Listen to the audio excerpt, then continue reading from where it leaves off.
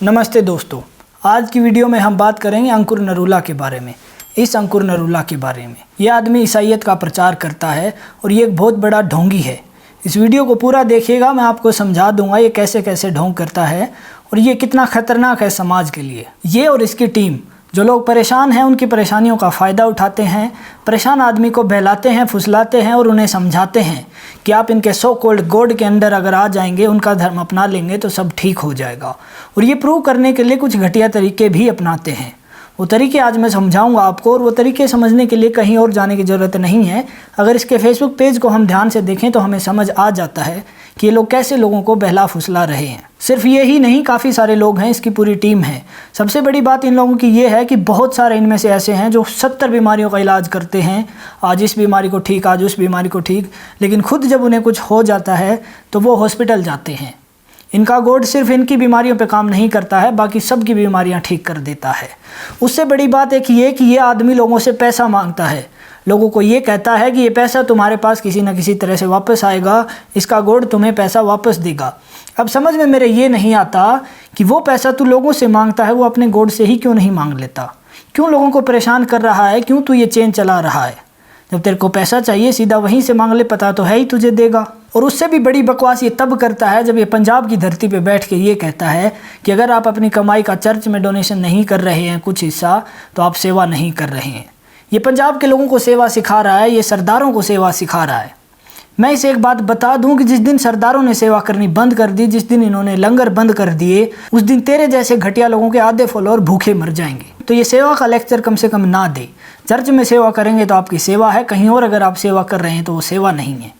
बहुत बढ़िया ज्ञान है, और उससे बढ़िया वो लोग जो इसको सही मानते हैं। तो इसके अगर फेसबुक पेज पे जाएंगे तो आपको कुछ पोस्ट, कुछ वीडियोज़, कुछ फ़ोटोज़ दिखाई देंगी।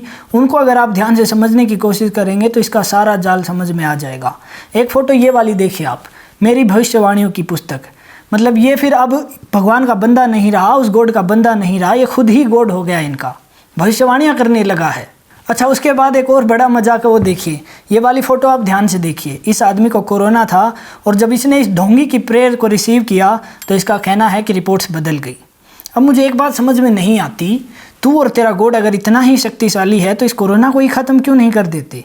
क्यों लोगों को परेशान कर रहे हो? और उसके बाद अगली बात, जब से कोरोना आया है ये आदमी बैठ के ऑनलाइन मीटिंग्स कर रहा है। ये आदमी बाहर नहीं निकल रहा है, लेकिन लोगों को ये कह रहा है कि प्रेयर रिसीव करो, तुम्हारा कोरोना ठीक हो जाएगा। गजब की बात है। अगर ऐसा ही है तो तुझे क्यों डर लग रहा है? तू क्यों घुसा बैठा है बिल में? एक और मजाक देखिए, परमेश्वर की दासी ने टच किया, ब्लू फिल्म देखने की आदत छूट गई। मुझे एक बात बताओ, ये ब्लू फिल्म आई तो वहीं से है, हिंदुस्तान के कल्चर में तो ब्लू फिल्म थी ही नहीं। तो ये आदत तुम लोगों को कहाँ से लगी? ये आदत उन लोगों को कहाँ से लगी जिनके बाप दादा भी क्रिश्चियन थे? इसका जवाब है आपके पास। और आप लोग जो इन्हें फॉलो कर रहे हैं या करने की सोच रहे हैं, वो भी जवाब ढूंढने की कोशिश कीजिए कि ये सारी चीज़ें आई कहाँ से हैं। और अगर टच करने से ही ये चीज़ें छूट जाती हैं तो उन लोगों में अभी तक कैसे मौजूद हैं जिनके पूरे के पूरे ख़ानदान क्रिश्चियन थे, जिनका पूरा परिवार, पड़ोस, गांव, शहर, देश तक ईसाई है, उन लोगों में ये चीज़ें अभी तक कैसे बची हुई हैं? एक और सबसे बड़ा मजाक देखिए, ये वाली फ़ोटो। मेरे लिए, आप लोगों के लिए बच्चे पैदा करना एक बायोलॉजिकल प्रोसेस है, एक साइंटिफिक मेथड है उसके पीछे, या फिर यूँ कहिए नेचुरल है, आप नेचुरल भी कह सकते हैं, लेकिन एक तरीका है, उस तरीके से बच्चे पैदा होते हैं। इनके यहाँ हाथ से स्पर्म डोनेशन हो जाता है। इस लड़की ने टच किया, अगले दिन वो प्रेग्नेंट हो गई, जो पिछले 5 सालों से प्रेग्नेंट नहीं हो रही थी। है कि नहीं कमाल की बात? इस तस्वीर को ध्यान से देखिए आप लोग, ये सिर्फ हाथ से टच करना नहीं है, ये आर्टिफिशियल प्रेगनेंसी की टेक्निक है। अब एक और फोटो को आप ध्यान से देखिए। मैं और आप अगर कहीं बाहर पौधे लगाएंगे तो वो ऑक्सीजन देगा, सिर्फ और सिर्फ ऑक्सीजन देगा, छाया देगा, हो सकता है कुछ फल दे दे। लेकिन ये लोग जब चर्च में पौधा लगाते हैं वो ज़मीन देने लगता है ना? कमाल की बात। किसी दिन ये भी कह सकते हैं कि चर्च में आप पौधा लगाओगे तो उस पर पैसे लगने लगेंगे। कुछ ऐसी ही नौटंकी चल रही है इनके यहाँ, कुछ ऐसे ही शरीफ भोले भाले लोगों को ये पागल बना रहे हैं। आपका पेड़ पेड़ रहता है, इनका पेड़ लैंड ब्रोकर बन जाता है। आपका पेड़ ऑक्सीजन, फल या छाया के अलावा शायद ही कुछ देता हो, इनका पेड़ ज़मीन भी देता है। एक और देखो, इससे बड़ा मजाक तो शायद आपको कोई मिलेगा ही नहीं। Blessed with Swift car. मुझे मतलब पक्का यकीन है कि इन लोगों ने पैसा तो दिया ही नहीं होगा इस कार का। ये कार तो इनके घर पे प्रकट हो गई होगी।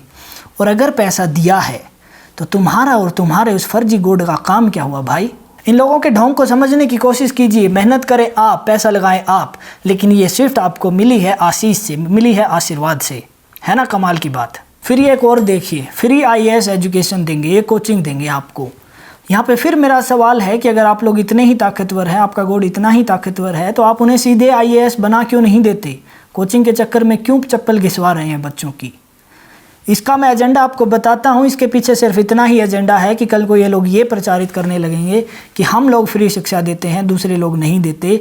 हम आपको फ्री शिक्षा तभी देंगे जब आप इसमें आना शुरू कर देंगे। हो सकता है आज ये बात ना कह रहे हों, लेकिन कल डायरेक्टली इनडायरेक्टली ये बात ये ज़रूर कहना शुरू कर देंगे।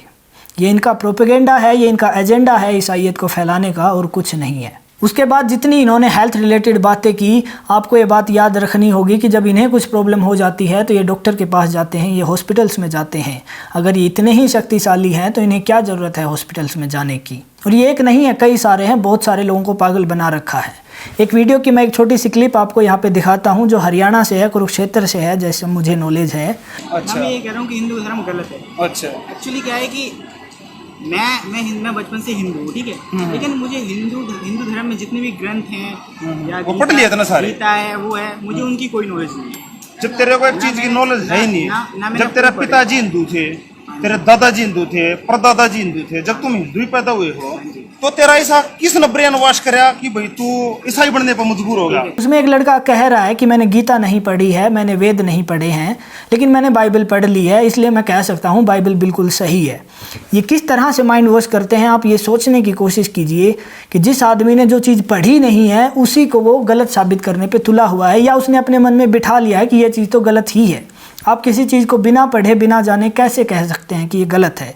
मैं यहाँ पे ये नहीं कह रहा हूँ कि बाइबल सरासर गलत है, हो सकता है सही है, मैंने नहीं पढ़ी है, लेकिन मैं ये दावे के साथ कह रहा हूँ कि गीता से ज़्यादा सही, वेदों से ज़्यादा सही बाइबल नहीं हो सकती। अगर किसी में हिम्मत है तो मुझे गलत साबित करके दिखाए। उसके अलावा इन लोगों की एक और घटिया स्ट्रेटजी है कि अगर ये कन्वर्जन करेंगे, ऐसा कुछ करेंगे, तो हिंदू मंदिर या उनके पवित्र स्थान ढूंढेंगे। क्या ज़रूरत है उनके सामने ही ऐसा करने की? क्या ज़रूरत है आपको ये दिखाने की?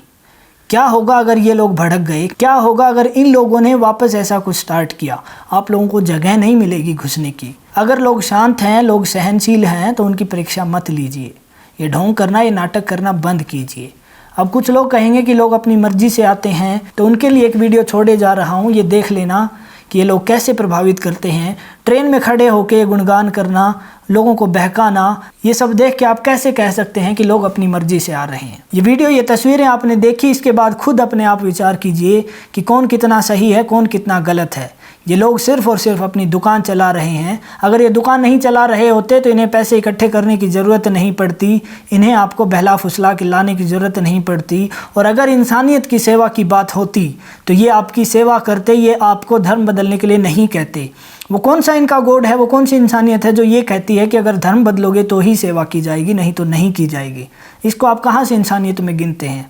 मैं फिर से कहता हूँ, सरदारों को याद रखिए, वो लोग लंगर चलाते वक्त ये नहीं पूछते हैं कि आपका धर्म क्या है, आपकी जात क्या है। अगर सेवा हम किसी को कहें तो हम उसे कह सकते हैं, इस ढोंग को हम सेवा नहीं कहेंगे।